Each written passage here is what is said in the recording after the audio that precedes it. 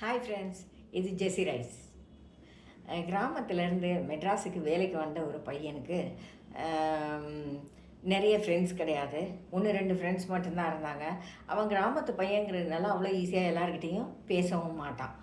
அப்படி இருக்கும்போது ஒரு நாள் ஈவினிங் வேலை முடித்து பெட்ரோல் பங்க்கில் வந்து பெட்ரோல் போட்டுட்டு வீட்டுக்கு திரும்ப வரும்போது அங்கே இருந்த லோக்கல் ஆட்களுடைய வண்டி எதுலேயோ இடிச்சிட்டான்னு சொல்லி ஒரு பெரிய பிரச்சனை ஆகிடுச்சு.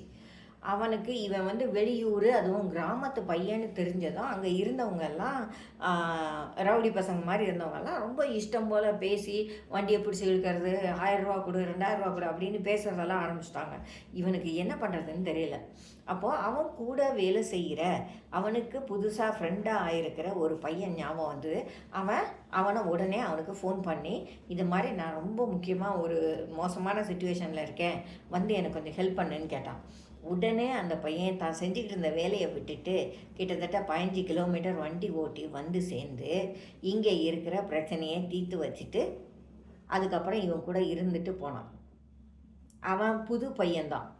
2 பேருக்கும் பெரிய அண்டர்ஸ்டாண்டிங் எல்லாம் இன்னும் வரல, ஃப்ரெண்ட்ஷிப்பெல்லாம் இன்னும் வரல.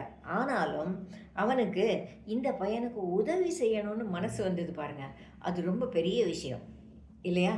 நம்ம எல்லாருக்கும் டக்குன்னு இறங்கிலாம் அப்படி உதவியெல்லாம் செய்ய மாட்டோம். கொஞ்சம் கேல்குலேட் பண்ணுவோம்.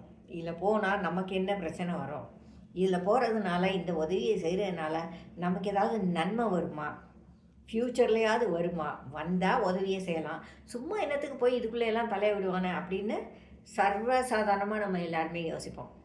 அது எதையுமே யோசிக்காமல் அந்த பையன் இறங்கி வந்து இந்த ஃப்ரெண்டுக்கு உதவி செஞ்சுட்டு போனான்.